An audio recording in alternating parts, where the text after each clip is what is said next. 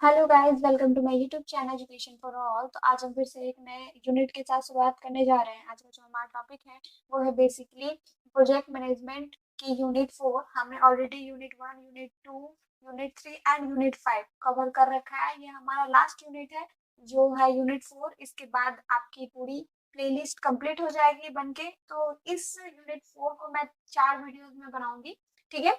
तो आप लोग ऐसे ही बने रहना, आप लोगों को चारों वीडियोस आपके एग्जाम से पहले बहुत जल्द मिल जाएगी, ठीक है। तो स्टार्ट करते हैं हम अपना आज का टॉपिक। हमारा जो टॉपिक है वो बेसिकली क्या है, आपका प्रोजेक्ट फाइनेंसिंग, ठीक है। हमारा जो यूनिट 4 है उसका टॉपिक है आपका प्रोजेक्ट फाइनेंसिंग, ठीक है, जिसमें हम लोग पहला पार्ट आज कवर करेंगे जिसका टॉपिक है project cost estimation and working capital requirement. तो प्रोजेक्ट कॉस्ट एस्टिमेशन क्या होता है, वर्किंग कैपिटल क्या होता है, वर्किंग कैपिटल रिक्वायरमेंट्स क्या क्या है, वो सारी चीजें हम देखेंगे, ठीक है। तो सबसे पहले हम स्टार्ट करते हैं अपने पहले टॉपिक से जिसका नाम क्या है, प्रोजेक्ट कॉस्ट एस्टिमेशन। तो हम जानेंगे कि प्रोजेक्ट कॉस्ट एस्टिमेशन क्या होता है, ठीक है।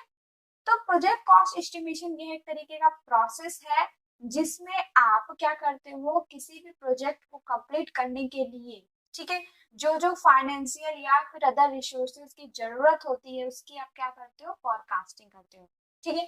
मतलब किसी भी प्रोजेक्ट, अगर आपके पास कोई एक प्रोजेक्ट दिया गया है तो उसका आपको दिया होगा कि आपको सर्टेन टाइम लाइन में, ठीक है, आपको क्या करना है, उसको कंप्लीट करना है। कुछ आपके पास बजट होगी, इसी बजट के अंदर आपको उस कंप्लीट प्रोजेक्ट को सक्सेसफुल बनाना है। तो यहाँ पर क्या काम आता है, आपका कॉस्ट एस्टिमेशन। तो कॉस्ट एस्टिमेशन ये एक तरीके का प्रोसेस है जिसमें हम क्या करते हैं, किसी भी प्रोजेक्ट को उसके डिफाइंड स्कोप में प्रोजेक्ट करने के कंप्लीट करने के लिए जो भी फाइनेंशियल और अदर रिसोर्सेज की जरूरत होती है उसकी हम फोरकास्टिंग करते हैं, ठीक है। हम पता लगाते हैं कि प्रोजेक्ट को सक्सेसफुल बनाने के लिए कौन सी कॉस्टिंग कहाँ पर लगनी है। बेसिकली हम क्या करते हैं, कॉस्टिंग मैनेजमेंट करते हैं, ठीक है। मैंने आपको बताया था कि प्रोजेक्ट जो होता है वो डिफरेंट डिफरेंट आपको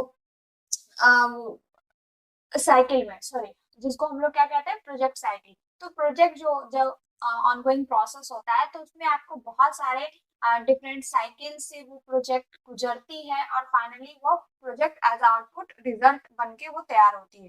तो प्रोजेक्ट अपने हर एक डिफरेंट साइकिल में उसका कुछ अलग कॉस्ट एस्टिमेशन होगा।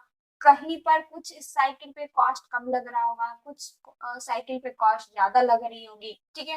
अब कॉस्ट क्या है, तो कॉस्ट कहाँ कहाँ लगनी है इसकी फोरकास्टिंग कर किया जाता है। हाँ, उसमें रिसोर्सेज क्या क्या यूज होने हैं उसकी फोरकास्टिंग की जाती है जिससे हम प्रोजेक्ट को क्या कर सके, उसके दिए गए स्कोप में हम उसे कंप्लीट कर सके, ठीक है।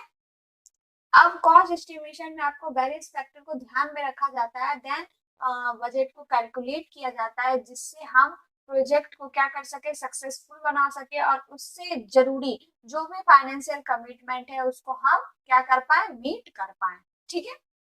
इसके अलावा आपका क्या आता है कि कॉस्ट एस्टिमेशन एक तरीके का बहुत इंपॉर्टेंट प्रोसेस होता है प्रोजेक्ट मैनेजमेंट में, क्योंकि यही सबसे बेसिस होता है किसका, प्रोजेक्ट बजट का डिटरमाइन करना और कंट्रोल करना, ठीक है। कॉस्ट एस्टिमेशन से ही हम प्रोजेक्ट बजट को क्या करते हैं, डिटरमाइन और उसको हर एक साइकिल में कंट्रोल करते हैं, ठीक है।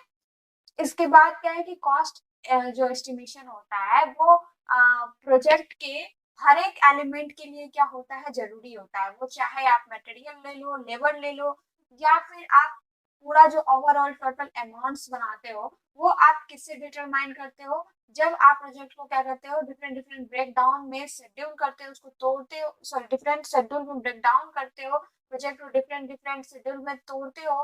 देन उसके बाद हर एक एलिमेंट में कितनी कॉस्ट लगनी है उसका आप क्या करते हो, एक बेसिक डिटर्मिनेशन करते हो एंड देन आप क्या बनाते हो, एक ओवरऑल टोटल अमाउंट बनाते हो जो आपका क्या होता है, प्रोजेक्ट बजट को डिटरमाइन करता है, ठीक है, कि प्रोजेक्ट आपका कितने बजट में कंप्लीट होना है।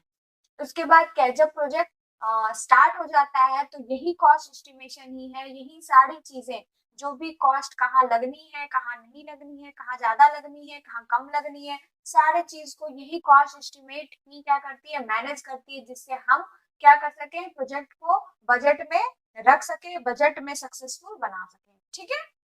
तो गुड कॉस्ट एस्टिमेशन बहुत ही जरूरी होता है किसी भी प्रोजेक्ट को अंडर बजट में रखने के लिए। ठीक है, देखो प्रोजेक्ट को आपको एक बजट दिया जाता है। ठीक है, प्रोजेक्ट के लिए आपको एक बजट दिया जाता है। तो गुड कॉस्ट एस्टिमेशन, अगर आपके पास एक अच्छी स्किल है कॉस्ट एस्टिमेशन की, कि प्रोजेक्ट की कॉस्टिंग कैसे करनी है, आपको इसका अच्छा नॉलेज है, तो आप प्रोजेक्ट को अंडर द बजट आप आराम से अपनी प्रॉफिट मार्जिन के साथ उस प्रोजेक्ट को कंप्लीट सक्सेसफुली क्लाइंट को हैंड ओवर कर सकते हो। ठीक है, तो आप देखते हो कि बहुत सारे कॉस्ट आते हैं प्रोजेक्ट के डिफरेंट डिफरेंट लाइफ साइकिल। मैंने बताया था प्रोजेक्ट जो होता है अपने ऑनगोइंग दौरान बहुत सारे लाइफ साइकिल से गुजरता है। ठीक है, जिसको हम लोग क्या कहते हैं, प्रोजेक्ट साइकिल। ऑलरेडी मैंने ये सारी चीजें पढ़ा रखी है बाकी यूनिट में। अगर आपने बाकी फर्स्ट की 3 यूनिट अच्छे से पढ़ी है तो ये यूनिट आपको अच्छे से समझ आ जाएंगी। ठीक है, तो जब आपके पास एक एक्यूरेट एस्टिमेशन मेथड होता है ना, या फिर आपके पास एक नॉलेज होता है एक्यूरेट एस्टिमेशन बनाने की, तो यह आपको प्रोजेक्ट को अंडर द बजट सक्सेसफुल बनाने में काफी हेल्प करती है। ठीक है, इसके अलावा जो एक्यूरेट एस्टिमेशन है यही आपके प्रोजेक्ट को सक्सेसफुल भी बनाती है और फेल्ड भी बनाती है। ठीक है, मतलब अगर आपके पास अच्छी गुड कॉस्ट एस्टिमेशन है तो आप प्रोजेक्ट को सक्सेसफुल बना दोगे, और अगर नहीं है, आप थोड़ी सी भी इधर उधर आप कर लिए या फिर आपका माइंड कंसंट्रेट नहीं रहा, तो आप उस प्रोजेक्ट को क्या कर सकते हो, फेल कर सकते हो। ठीक है, अब कहते हैं कि कौन कौन सा एलिमेंट्स होता है कॉस्ट एस्टिमेशन में। तो पहला क्या है, लेबर। ऑब्वियसली कोई भी प्रोजेक्ट पे टीम मेंबर काम करती है, तो टीम मेंबर फ्री में काम करेगी नहीं, उनको आपको वेजेस या फिर टाइम के टर्म में आपको सैलरी देनी पड़ती है। ठीक है, तो वहां आपका कॉस्ट लगता है। देन प्रोजेक्ट को स्टार्ट करने से पहले जरूरी क्या होता है कि प्रोजेक्ट के लिए कौन कौन से रिसोर्सेज जरूरी हैं, चाहे वो सॉफ्टवेयर टूल्स हो या फिर उसके लिए लीगल परमिट्स लेना हो, तो ये सारी चीजों में कॉस्ट रिक्वायर होते हैं। ठीक है, उसके बाद आता है आपका फैसिलिटी। कोई भी वर्किंग स्पेस है जहाँ पर प्रोजेक्ट बन रहा होता है, वो ऑर्गेनाइजेशन के द्वारा, तो ऑर्गेनाइजेशन की खुद की प्रॉपर्टी तो होती नहीं है, वो किसी से लिए रहते हैं, तो वो किसी से के रेंट पे लिए रहते हैं। ठीक है, तो अब वहां पर फिर इंफ्रास्ट्रक्चर बना, ऑर्गेनाइजेशन के अंदर इंफ्रास्ट्रक्चर बनाने में कॉस्ट लगती है। तो ये सारी चीजें में आपका कॉस्ट का एस्टिमेशन काम आता है। उसके बाद क्या आता है, वेंडर। ऑब्वियसली आपको प्रोजेक्ट का बजट कौन आपको स्पॉन्सर करेगा, तो कोई थर्ड पार्टी करेगा। तो थर्ड पार्टी वो आपको स्पॉन्सर तब करेगा जब वो ये देखेगा कि उसको उसके हिसाब से उसकी शेयर उसको मिल रही है, जिसमें उसको क्या हो, हैप्पीनेस फील हो, उसको लगे कि हाँ यहाँ पर हमारा फायदा है, प्रॉफिट है अच्छा खासा, तभी तो वो आप में इन्वेस्ट करेगा ना। तो सबसे पहले आपको क्या करना होगा, वेंडर को ऐसे कन्विंस करने होंगे उसको, अगर मतलब उसकी इन्वेस्टर को उसके मन लायक आपको उसका शेयर टाइमली अगर आप देते हो तो वो आपसे बार बार आपको स्पॉन्सर करेगा। तो वेंडर यहाँ पर भी आपको कॉस्ट रिक्वायर होता है। उसके बाद क्या आता है आपका रिस्क। रिस्क देखो, कभी कभी क्या होता है ना, प्रोजेक्ट जब बन रहा होता है तो अपने साथ बहुत सारे रिस्क लेके आता है। ठीक है, जिसमें कुछ रिस्क जो होते हैं अनएक्सपेक्टेड कॉस्ट भी लेके आते हैं, जिससे कॉस्ट मैनेजमेंट इशू क्या होता है, जनरेट होता है। ठीक है, मतलब कभी कभी क्या होता है ना कि जैसे रिस्क को हटाने के लिए कुछ सडन प्लान बनाए जाते हैं। ठीक है, सडन इम्प्लीमेंटेशन किया जाता है, तो वहां पर अनएक्सपेक्टेड कॉस्ट कभी कभी लग जाता है, तो वहां पर कॉस्ट मैनेजमेंट की इशू हो जाती है।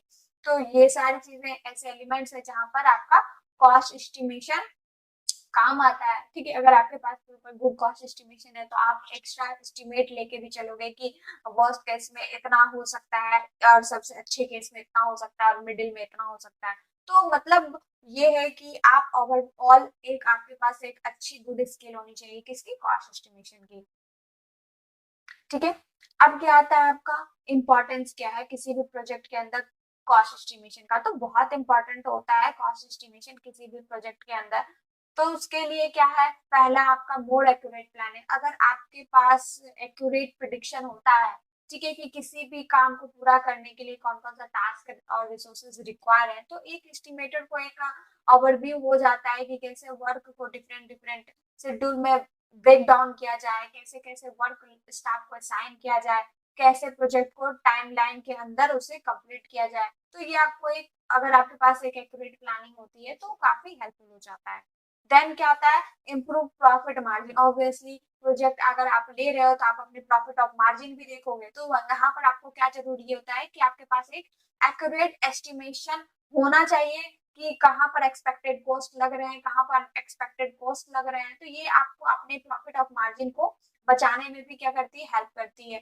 देन इम्प्रूव रिसोर्स मैनेजमेंट, अगर आपके पास टास्क और टाइमलाइन जो भी रिक्वायर होता है वर्क को कंप्लीट करने के लिए, उसका अगर आपके पास एक ग्रेटर इंसाइट होता है, एक वाइडर व्यू होता है, तो आप क्या कर ले जाते हो कि प्रोजेक्ट के अंदर जो भी कैपिटल या फिर रिसोर्सेज रिक्वायर्ड है उसको आप इफिशिएंट तरीके से मैनेज कर ले जाते हो, जो कि आपको प्रोजेक्ट को मतलब आपके लो कॉस्ट या कह लो या फिर अंडर द बजट आपको उसको स्मूथ रन कराने में भी काफी हेल्प मिलती है। ठीक है, आप लो कॉस्ट में भी प्रोजेक्ट को सक्सेसफुल बना पाते हो। अब क्या था आपका स्ट्रॉन्ग क्लाइंट रिलेशनशिप, जब आप क्लाइंट को बताते हो ना कि उनकी प्रोजेक्ट में कॉस्टिंग कहाँ कहाँ क्या लगी है, क्योंकि ओवरऑल क्लाइंट आपको उसका पे करेगा, तो अगर आप उसको एक गुड कॉस्ट एस्टिमेशन देते हो तो वो आपके एक्सपर्टीज पे क्या करने लग जाते हैं, ट्रस्ट करने लग जाते हैं, और चांसेस ये बनते हैं कि आपको वो ज्यादा से ज्यादा प्रोजेक्ट आपको हैंड ओवर करे। तो यह आपको एक बेटर वर्किंग रिलेशनशिप भी बना के देती है। उसके बाद क्या है, better reputation and business, repeat business, जब आप प्रोजेक्ट को क्लाइंट को टाइम पे और ऑन द बजट, ठीक है, देखो क्लाइंट आपको एक ओवरऑल बजट भी देता है कि हमारा ये बजट है और आपको उसी के अंदर मेरा प्रोजेक्ट कंप्लीट करना है, तो आपकी एक कॉस्ट एस्टिमेशन टीम काम करती है जिसमें वो अपनी प्रॉफिट और मार्जिन भी निकालती है और वर्क को या प्रोजेक्ट को डिफरेंट ब्रेकडाउन में, मतलब डिफरेंट शेड्यूल में ब्रेकडाउन करके वो उस हिसाब से कॉस्ट की मैनेजमेंट करती है। ठीक है, जिससे ऑर्गेनाइजेशन की कुछ प्रॉफिट और मार्जिन भी निकले। तो जब आप प्रोजेक्ट को डिलीवर करते हो कि क्लाइंट को, अपने क्लाइंट को टाइम पे उनके दिए गए बजट पे, तो वो आपको एक हैप्पी कस्टमर क्रिएट करके देता है, और फ्यूचर में वो आपको क्या पता आपके साथ बार बार बिजनेस करना ज्यादा पसंद करे, आपको बार बार प्रोजेक्ट आपको हैंड ओवर करे, इससे आपकी क्या होगी, या फिर वो आपको दूसरे के जगह रेफरल दे, तो ज्यादा से ज्यादा आपको क्या होता है, रेफरल की गेन होता है। तो ये आपकी आती है कॉस्ट एस्टिमेशन की importance.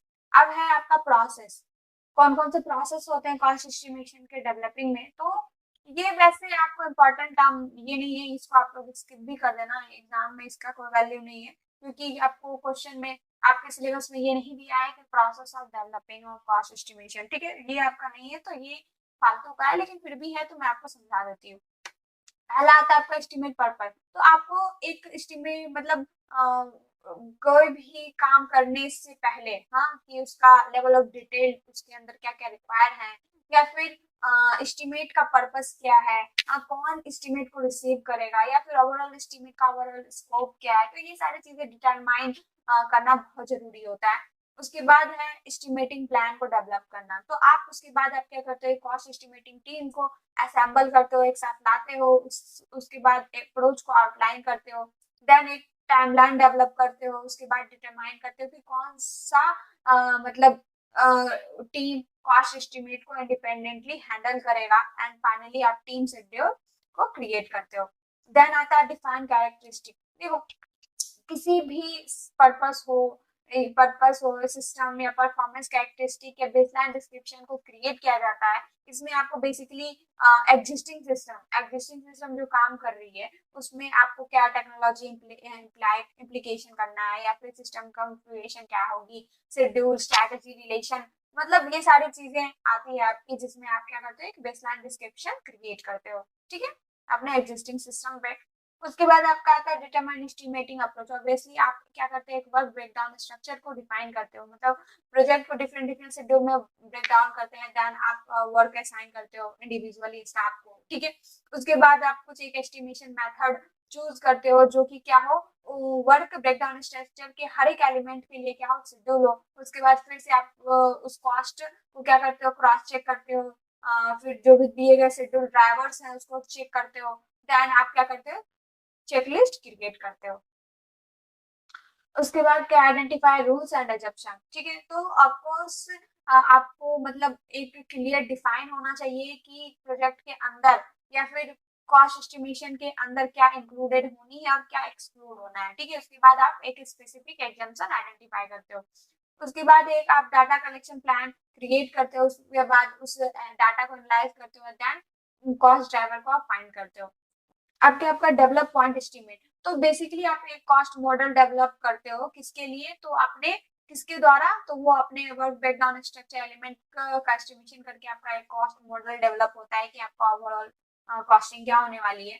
Then conduct sensitivity analysis. देखो इसमें उसके बाद क्या किया जाता है ना कि सारे कॉस्ट एस्टिमेशन करने के बाद एक सेंसिटिविटी एनालिसिस की जाती है कि कहाँ पर एक्स्ट्रा कॉस्ट लगनी है, वर्स्ट केस में कहाँ पर कॉस्ट ज्यादा लगनी है। तो आप एक इनपुट वैल्यू या फिर टी जंक्शन का एस्टिमेशन आप करते हो, उस हिसाब से आप क्या करते हो, कुछ कॉस्ट ड्राइवर को डिटरमाइन करते हो जिससे आगे फ्यूचर रिस्क को क्या किया जा सके, कम किया जा सके। उसके बाद conduct risk and uncertainty analysis. देखो यहाँ पर आप क्या करते हो, कॉस्ट डिटरमाइन करते हो, कॉस्ट शेड्यूल या फिर टेक्निकल लिस्ट जो भी आपके वर्क बैकग्राउंड स्ट्रक्चर के साथ आने वाली है वो सबको आप क्या करते हो, डिटरमाइन करते हो एंड देन उसको मैनेज करते हो। उसके बाद क्या है आपका डॉक्यूमेंट द एस्टिमेट। ऑब्वियसली कोई भी प्रोजेक्ट स्टार्ट होता है तो हर एक स्टेप पे जो भी प्रोसेस चल रही है उसका एक डॉक्यूमेंटेशन बनाया जाता है, ठीक है। तो वो कॉस्ट एस्टिमेशन केस में भी होता है कि हर एक स्टेप पे, हर एक साइकिल पे कितनी कॉस्ट लग रही है उसको एक सेम पेज पे एज अ कॉस्ट एस्टिमेट के तौर पे एक डॉक्यूमेंटेशन दिया जाता है जिससे आप क्लाइंट को क्या कर सको, विजिबल करवा सको जब वो आपसे डॉक्यूमेंटेशन मांगे, रिपोर्ट मांगे तो।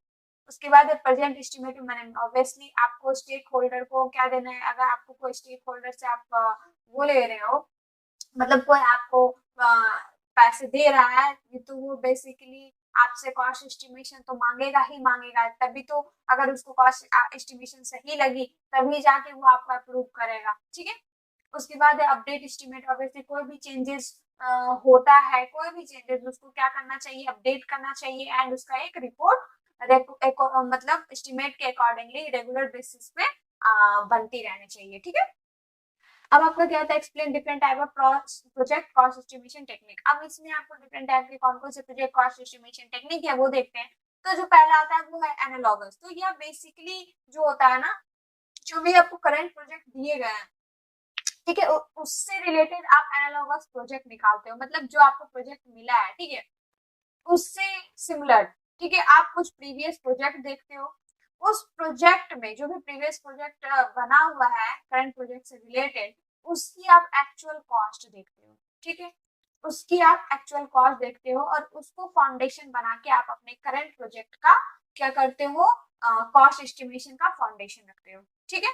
तो वही कह रहा है कि इसमें आप क्या करते हो, अपने एनालॉगस प्रोजेक्ट के जो एक्चुअल कॉस्ट होते हैं उसको आप एज्यूम करके उसकी फाउंडेशन रख के आप अपने करंट प्रोजेक्ट का एस्टिमेशन करते हो।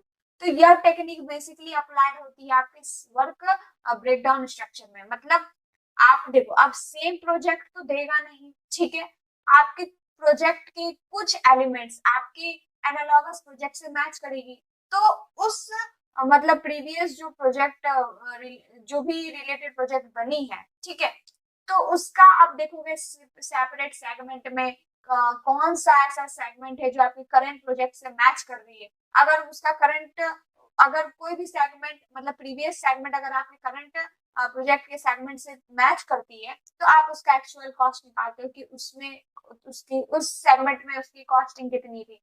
तो वही कह रहा है, इस टेक्निक में आप बेसिकली क्या करते हो, डिफरेंट डिफरेंट मतलब सेपरेट सेपरेट सेगमेंट का आप अलग अलग क्या करते हो, कॉस्टिंग निकालते हो, और जो आपका जो ओवरऑल कॉम्बिनेशन होता है बजट के कैलकुलेशन का, उसको आप किसी अदर मेथड और टूल से फाइंड आउट करते हो, ठीक है। अब क्या होता है आपका स्टैटिस्टिकल मॉडलिंग। तो स्टैटिस्टिकल मॉडलिंग क्या होता है, तो स्टैटिस्टिक आप समझ गए होंगे कि डाटा, ठीक है, डाटा वो कैसा होगा, ग्राफ के फॉर्म में होगा। तो यह बेसिकली आपको दिखाता क्या है, ये आपको अलाउ करता है कि जो भी हिस्टोरिकल या स्टैटिस्टिकल डाटा होता है उससे आप क्या करते हो, एक मॉडल ऑफ एक्टिविटी या फिर पैरामीटर जैसे उसकी स्कोप, बजट या ड्यूरेशन, वो आप क्या करते हो, उसकी यूज करते हो, ठीक है, उसका यूज करते हो। और यह आपको एक हाई डिग्री ऑफ एक्यूरेसी भी प्रोवाइड करके देती है अगर आपकी डाटा आपके स्टैटिस्टिकल मॉडल में इंक्लूड है तो।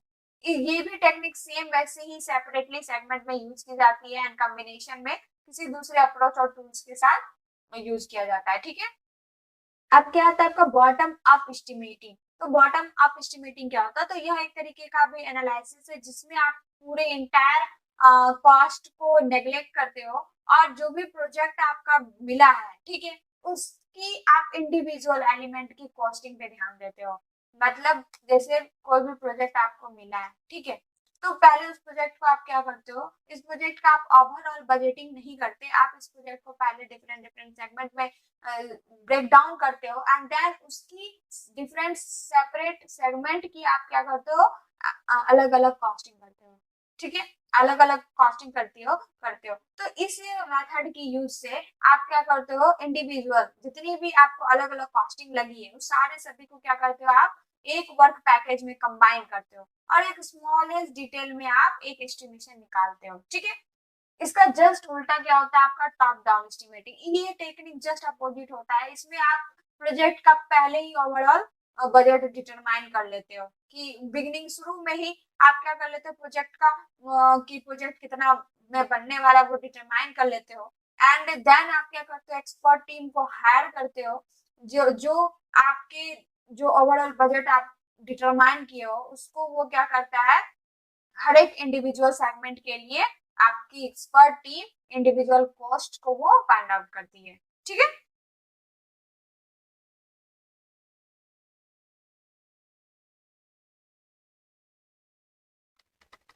अब है आपका क्या, थ्री पॉइंट एस्टिमेट। तो थ्री पॉइंट एस्टिमेट क्या होता है, तो यह बेसिकली यूज कहाँ की जाती है, मैनेजमेंट और इंफॉर्मेशन सिस्टम एप्लीकेशन में, ताकि आप एक क्या कर सको, एक प्रोबेबिलिटी डिस्ट्रीब्यूशन आप अपने फ्यूचर आउटकम इवेंट का आप निकाल सको, ठीक है। अब फ्यूचर इवेंट का आउटकम आप निकालने के लिए आपके पास कुछ इंफॉर्मेशन भी होगी, ठीक है, कुछ आपके पास लिमिटेड इंफॉर्मेशन होगी, उसके आधार पे आप एक क्या निकालते हो, approximate probability distribution find out करते हैं कि हमारा फ्यूचर इवेंट में आउटकम क्या आएगा। मतलब इसमें आप क्या देखते हो कि वर्स्ट केस में क्या होगा, सबसे अच्छी केस में क्या होगी और मिडिल में क्या होगा। इसको ही हम लोग क्या कहते हैं, थ्री पॉइंट, ठीक है। इसमें आपका क्या होता है, मोस्ट लाइकली केस में क्या होगा, ऑप्टिमिस्टिक केस में क्या होगा, पेसिमिस्टिक केस में क्या होगा। उसके बाद आप ये सारे टी को क्या करते हो, एक इक्वेशन में पुट करके एक एस्टिमेशन तैयार करते हो, ठीक है। उसके बाद आता है रिजर्व एनालिसिस। तो क्वालिटी एश्योरेंस और क्वालिटी कंट्रोल बहुत ही इंटीग्रेटेड पार्ट होता है कॉस्ट एस्टिमेशन प्रोसेस में। ऑब्वियसली कॉस्ट एस्टिमेशन में आपको क्वालिटी एश्योरेंस का भी ध्यान रखना होता है। तो यह जो टेक्निक है रिजर्व एनालिसिस, या आपको बार बार रिव्यू करने में, मतलब बार बार आपको कहता है कि आप ज्यादा से ज्यादा चीजों को रिव्यू करो, जिससे जो भी अनसर्टेनिटी आने वाली है उससे आप क्या कर सको, डील कर सको, जिससे आपकी क्वालिटी प्रोजेक्ट के अंदर क्या हो, मेंटेन रहे, ठीक है। अब आपका क्या था, what do you understand by working capital. Working capital क्या है, तो वर्किंग कैपिटल जो आपका बिजनेस में जो मीटिंग डे पे हो या फिर डे टू डे में जो रिक्वायरमेंट लगती है उसे ही हम लोग क्या कहते हैं, वर्किंग कैपिटल। इसमें आपका क्या हो गया, जैसे आप क्रेडिटर को पेमेंट कर रहे हो या फिर वर्कर को पेमेंट कर रहे हो या फिर कोई रहो मटेरियल खरीद रहे हो, तो ये आपका क्या होता है ना, वर्किंग कैपिटल। मतलब डे टू डे जो आपका इन्वेस्टमेंट होता है बिजनेस कंसर्न में, मतलब बिजनेस कंसर्न में जो आपका डे टू डे रिक्वायरमेंट में जो खर्च होते हैं, इन्वेस्ट होते हैं, उसे ही हम लोग क्या कहते हैं, वर्किंग कैपिटल, ठीक है। तो यह जो कैपिटल होता है ना, वो क्या होता है, रेकरिंग नेचर का होता है, मतलब रोटेटिंग रोटेटिंग नेचर का होता है, ठीक है, और रिपीटिंग नेचर का होता है। इसको आप आसानी से क्या कर सकते हो, कैश में कन्वर्ट कर सकते हो। जैसे आप कोई रॉ मटेरियल खरीद रहे हो प्रोजेक्ट के लिए, ठीक है, तो इस रॉ मटेरियल में जितने भी आपके कॉस्ट लगे, ठीक है, तो वो आपको क्या हो जाएंगे, रिटर्न हो जाएंगे जब यह प्रोजेक्ट कंप्लीट होकर तैयार हो जाएगा। एज अ रिजल्ट आउटकम के तौर पे यही आपकी कॉस्ट क्या होगी, एज अ रिटर्न आपको वापस हो जाएगी, ठीक है। तो यह क्या आराम से आपको क्या हो जाती है, कैश में कन्वर्ट हो जाती है। इसको इसको हम लोग शॉर्ट टर्म कैपिटल कहते हैं, ठीक है। तो जो वर्किंग कैपिटल होती है ना, उसको डिस्क्राइब किया जाता है एज अ कैपिटल जो कि फिक्स नहीं होती है। हाँ देखो, अगर जैसे आप कोई प्रोजेक्ट पे कोई लेबर को आप पेमेंट कर रहे हो, ठीक है, तो लेबर की पेमेंट आप फिक्स नहीं कर सकते। कभी आपको को इंसेंटिव देनी होती है उनके वर्क एक्सपीरियंस से या फिर वर्क स्किल से, वो कितना number of days of work काम कर रहे हैं। अगर लेबर को आप ये कहते हो कि आप जितना ज्यादा काम करोगे उतनी ज्यादा इंसेंटिव मिलेगी, तो लेबर कभी 1,000 रुपए भी पा सकता है और वही लेबर कभी उसी डे में 2,000 भी पा सकता है। तो इट इज नॉट फिक्स, ये हमें क्या होता है, वेरिएबल होता है, ठीक है। इसके अलावा जो वर्किंग कैपिटल जो होते हैं उसको कंसिडर्ड क्या किया जाता है, current asset minus current liability. Current asset current liabilities क्या है, ये सारी चीजें मैंने ऑलरेडी कवर कर रखी है, बट फिर भी यहाँ पर है तो मैं आपको एक छोटी सी ओवरव्यू दे देती हूँ। तो एसेट का क्या मतलब होता है, तो एसेट जो होता है ना, ये शॉर्ट टर्म भी होता है, लॉन्ग टर्म भी होता है, ठीक है। ऐसा इन्वेस्टमेंट या फिर ये कह लो ऐसा फंडिंग जो आपको बाद में कैश के रूप में रिटर्न दे दे, ठीक है, आपको रिटर्न दे। जैसे आप कोई प्लॉट ले रहे हो, ठीक है, प्लॉटिंग, तो यह आपका क्या है ना, एसेट है। यह आपको किसी न किसी टाइम जब आप इसको सेल करोगे तो यह आपको क्या दे देगा, कैश दे देगा, ठीक है। करंट लायबिलिटीज क्या होती है, तो करंट लायबिलिटीज का मतलब ये होता है कि आप ऐसी ऑब्जेक्ट पे इन्वेस्ट कर रहे हो जिससे आपको कोई रिटर्न नहीं आने वाला है। जैसे आप कार खरीद रहे हो, फोन खरीद रहे हो, तो मतलब इन्वेस्ट कर दिया तो कर दिया। तो वर्किंग कैपिटल में आपको करंट एसेट भी आती है, करंट लायबिलिटीज भी आती है। तो वर्किंग कैपिटल बेसिकली आपकी क्या होती है, current assets minus current liabilities, ठीक है। कि मतलब आपके पास करंट एसेट कितना है, कितना आप कैश को कन्वर्ट कर सकते हो, और करंट कितनी आपने ऐसी कैपिटल लगाई है जिसका आपका कोई रिटर्न नहीं है, ठीक है। तो वही आता है आपका वर्किंग कैपिटल। तो वर्किंग कैपिटल जो होती है वो क्या होती है, शॉर्ट टर्म एसेट और शॉर्ट टर्म सोर्सेस होती है फाइनेंसिंग की, और इसमें आपको दोनों एसेट्स और लायबिलिटी दोनों डील होती है। तो वर्किंग कैपिटल जो होता है वो बहुत इंपॉर्टेंट पार्ट होता है किसी भी फाइनेंशियल मैनेजमेंट का। मैंने बताया था कि करंट एसेट अगर आप सही जगह सही एसेट पे आप खर्च कर रहे हो या सही लायबिलिटी पे आप खर्च कर रहे हो तो आपकी बहुत अच्छी ग्रोथ है, ठीक है, आपको फाइनेंशियल मैनेजमेंट की स्किल है। तो ये इसको हम लोग शॉर्ट टर्म फाइनेंस भी कहते हैं बिजनेस कंसर्न में, जो कि क्लोजली रिलेटेड होता है आपके प्रॉफिटेबिलिटी और लिक्विडिटी। मतलब लिक्विडिटी क्या होता है, प्रॉफिटेबिलिटी मतलब समझ आ गया होगा कि आप इन्वेस्टमेंट करते हो कैसे, ये सोच के कि आपको कितना प्रॉफिट ऑफ मार्जिन या फिर प्रॉफिट ऑफ रिटर्न मिलने वाला है in the term of cash में, ठीक है। उसके बाद लिक्विडिटी क्या होता है, ये एक शॉर्ट टर्म होता है जिसमें क्या होता है, कुछ आप इन्वेस्टमेंट करते हो जिसमें आप देखते हो कि कुछ टाइम के बाद वो आपको कैश में कन्वर्ट होके आ रही है, ठीक है।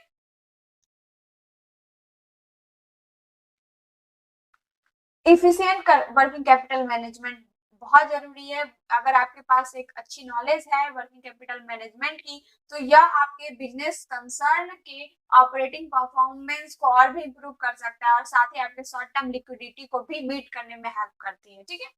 अब कहता है कंसेप्ट ऑफ वर्किंग कैपिटल का कंसेप्ट क्या है, तो इसको दो तरीके से डिफाइन किया गया है। एक होता है ग्रॉस वर्किंग कैपिटल और दूसरा होता है net working capital. Gross working capital basically आपका वही जनरल कंसेप्ट है, और यह बेसिकली आपके वर्किंग कैपिटल कंसेप्ट को भी डिटरमाइन करता है। मतलब gross working capital equal to current asset, यही मान लो बस। जितना आपके करंट एसेट्स हैं आपके पास जो बाद में जाके आपको कैश में रिटर्न होने वाले हैं, जो परमानेंटली होने वाले हैं कैश में रिटर्न, उसको ही हम लोग कहते हैं ग्रॉस वर्किंग कैपिटल, ठीक है। तो जो ग्रॉस वर्किंग कैपिटल होती है ना, वो ऐसी कैपिटल होती है जो इन्वेस्ट की जाती है इन टोटल करंट एसेट। मतलब आपके पास करंट कितना एसेट है बिजनेस कंसर्न में, मतलब बिजनेस आप जो बिजनेस जिस बिजनेस कंसर्न के साथ आपने टोटल करंट एसेट बनाया है, तो उसमें जितना आपने कैपिटल इन्वेस्ट किया है वही आपका ओवरऑल ग्रॉस कैपिटल होता है। तो ग्रॉस वर्किंग कैपिटल को आप सिंपली टोटल करंट एसेट भी कहते हो, ठीक है। अब क्या है आपका नेट वर्किंग कैपिटल, तो नेट वर्किंग कैपिटल में आपको करंट एसेट्स और करंट लायबिलिटी दोनों आती है। मतलब आप अपने बिजनेस कंसर्न में कितना आपके पास करंट एसेट है और कितनी आपकी करंट लायबिलिटीज होती है, उसका जो डिफरेंस आता है उसे हम लोग क्या कहते हैं, नेट वर्किंग कैपिटल, ठीक है।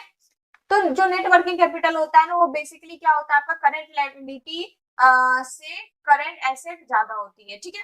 मतलब ये कि अगर आपका करंट एसेट आपकी करंट लायबिलिटी से ज्यादा है तो आपकी नेट वर्किंग कैपिटल क्या है, पॉजिटिव है। और अगर इसका रिवर्स है तो वो नेट वर्किंग कैपिटल आपकी क्या है, निगेटिव है, ठीक है। अब आपका क्या है, different type of working capital, तो कौन कौन से different types of working capital है वो देख लेते हैं। तो ग्रॉस वर्किंग कैपिटल हमने ऑलरेडी देखा, फिर पहले पढ़ लेते हैं। तो ग्रॉस वर्किंग कैपिटल आपके वो सारे अमाउंट या फंड जो आप करंट एसेट के वेरियस कंपोनेंट में इन्वेस्ट करते हो, उसे ही हम क्या कहते हैं, ग्रॉस कैपिटल वर्किंग कैपिटल। मतलब ये कि वो सारे अमाउंट या फिर वो सारी इन्वेस्टमेंट जो आपको कभी ना कभी कैश के रूप में क्या दे, 100% रिटर्न ला के दे। ठीक है, मतलब वो सारा इन्वेस्टमेंट जो आपको बाद में कैश में रिटर्न मिल जाता है, तो उससे ही हम लोग क्या कहते हैं, करंट एसेट कहते हैं या फिर ग्रॉस वर्किंग कैपिटल कहते हैं। तो जो ग्रॉस वर्किंग कैपिटल होती है वही आपकी क्या कहलाती है, करंट एसेट कहलाती है। जैसे इसमें आपका क्या आ गया कि इतना अमाउंट आपने रॉ मटेरियल में खर्चा किया, या वर्क इन प्रोग्रेस में जो खर्च हुए हैं, या फिर डेबिटर्स को कितना देना है, फिर उसके बाद फिनिश्ड गुड के में कितनी आई है, तो ये सारी चीजें आपकी ग्रॉस वर्किंग कैपिटल में आती है। उसके बाद है आपकी नेट वर्किंग कैपिटल।